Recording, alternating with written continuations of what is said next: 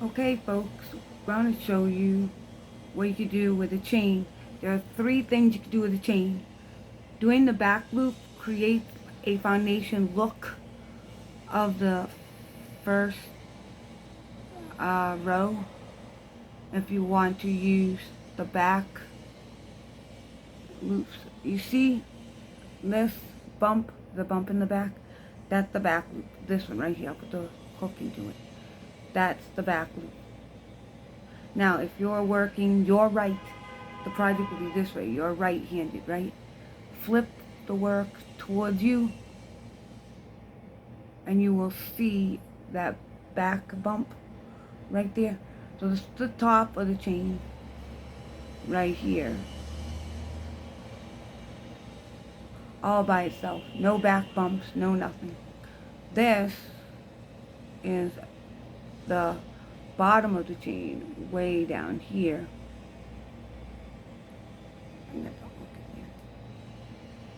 I'll go backwards to show you. Okay. Well, this is the bottom chain, right? With the bottom chain, you're chaining the back bump plus the front loop at the same time. So you can either use the top loop, or you can use the bottom loop, or you can use the back bump, the bump on the back. So today I'm going to show you the bump on the back, then the other 2 methods, all 3. So at any time you have a loop on your hook, there's a part of your hook called the shaft right here. As the front of your hook has that lump starting and then this thing ending, somewhere in between this lump and that, your yarn should be freely moving. If it is, it's loose enough.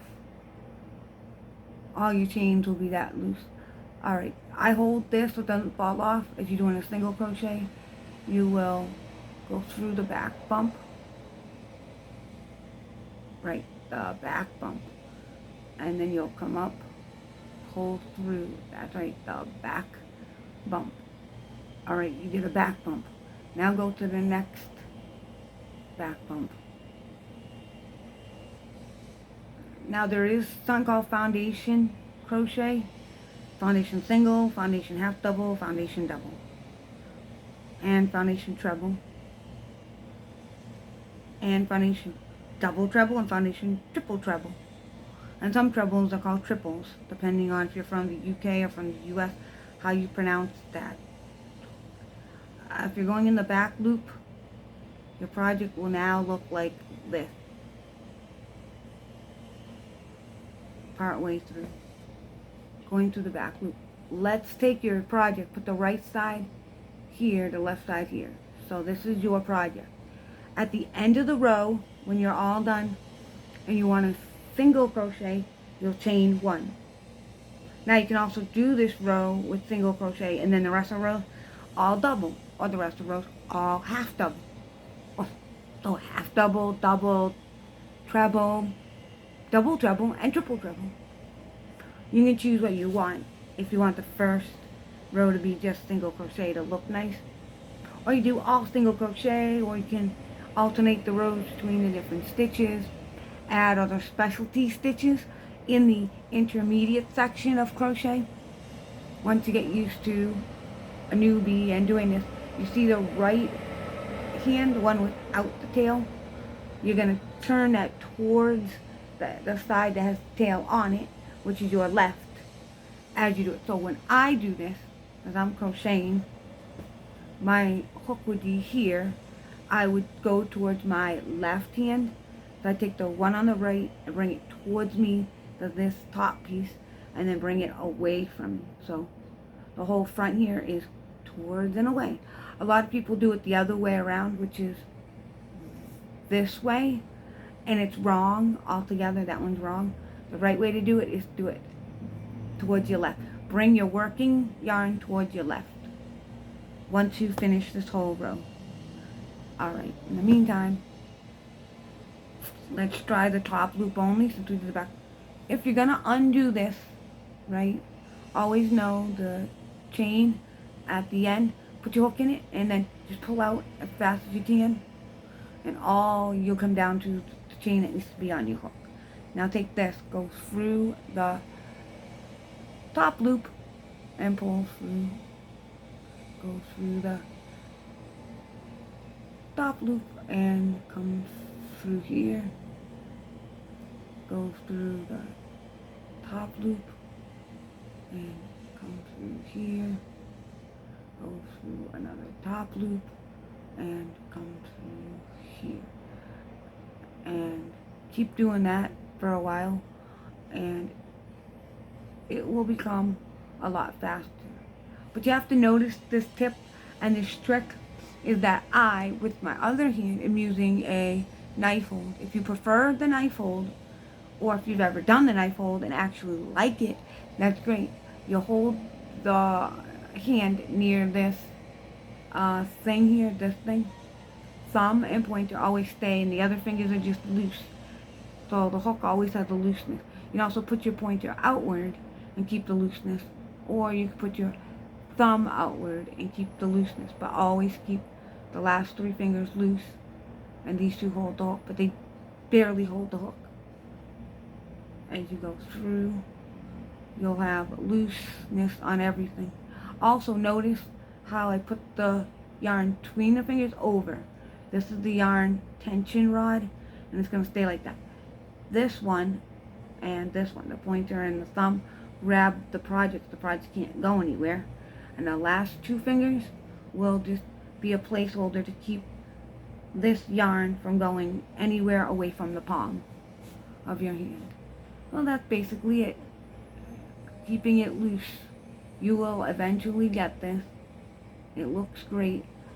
Some people prefer to wrap the yarn around their pinky finger. Right now comes through over their pointer finger like this, and then work. Make sure that it stays loose the whole time. And at that point, it's loose. You're working tea time, you're keeping your baby finger in the air if you're doing it this way. This way, wherever the yarn's on your baby finger will always be loose at all times. Oh, and if you feel like your project's getting tighter and tenser and harder to work with, grab your working yarn, pull on it from the ball, skein, hank, or whatever you're using. Pull the yarn out of the skein, S-K-E-I-N, and it's pronounced skein. Then there's ball, off the ball. I do center pull balls, cake, center pull cakes, and also you can use hanks. I would turn a hank and a ball into a center pull cake with a machine, but if you're doing it by hand, you can do center pull ball. So either way, this is what the top loop looks like. We'll put this towards you, the right side. Your right hand is here, right? Okay. Your right hand. This is just the top loop only. If you want to do the bottom loop, let's come back here and put this hook into this loop. The loop that's going over, and then there's a loop on top. Stick it in the top loop. If it's the wrong loop, we'll go back and fix it. If it's the right loop, it'll be the loop that's on your hook and no projects attached. Oh look, it's the right loop. Now we're going to go through the bottom loop of the project, which carries up the top loop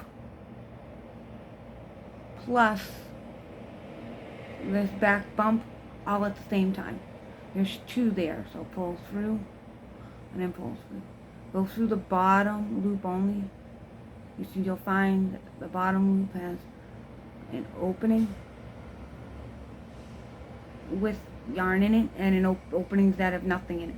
Go to the bottom loop, which has nothing in it, and continue to crochet that way. So you can try. The bottom loop looks a little bit more stinky at first. Maybe if you do double crochet it would look better, but at single crochet it does look kind of crazy. And So you could, I will do a separate video on something called foundation single, half double, double. And if there is a treble version, I'll try the treble version. So I'll try the foundation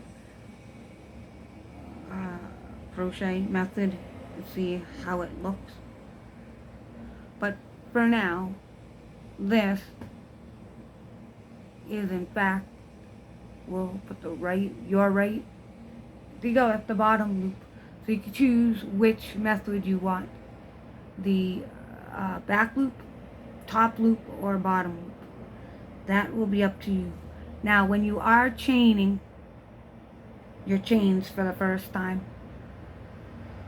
you'll want to hold this entire knot right here, and you'll want to make sure that there's at least a little gap right there, that little gap in between, so that your yarn can move freely on the hook. Now you'll go 1, and then you'll grab the loop you just did.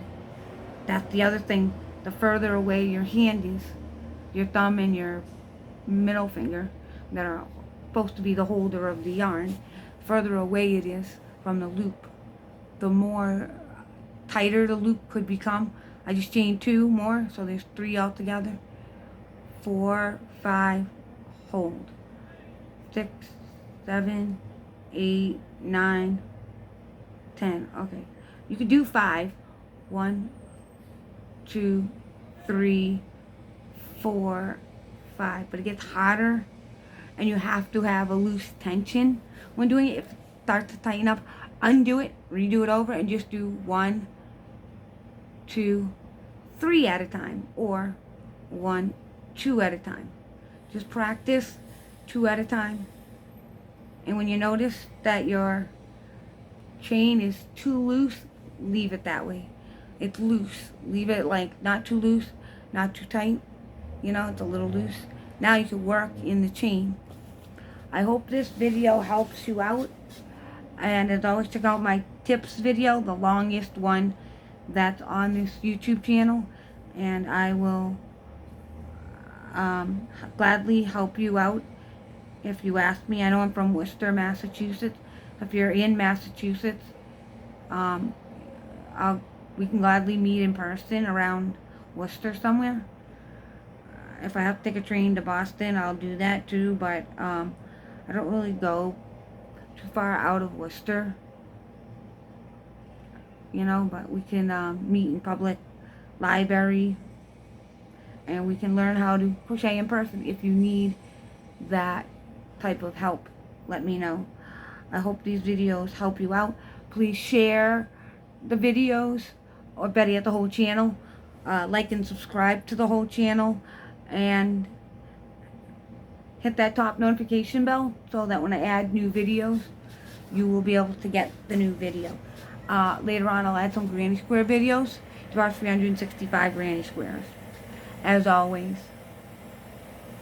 you learn the basic granny square with all those holes everywhere, and then you learn the solid granny square where there's 0 hole, and you're working in every single individual space all the way to the corners. The granny squares are simple. Check out my basic granny square video. It'll help you. The solid granny square, the corners are basically the same thing, but there is a solid one that's no corners, which is different, only used on solid. Basic always has corners, gaps. Solid, you can take out the corner gaps. I'll teach you all that as I make more videos. Alrighty, thank you for watching. Please make sure you see every single video on here, even if you are intermediate or expert. You may end up with the tips, tricks, references, how-tos video. That one longest video I have, teaching you something you may thought you knew and didn't know, or refreshing up on what you know. So if anything, keep that in mind. It's just a refresher video for folks that have been crocheting for so many years. I could do amigurumis really well, those stuffed animal things.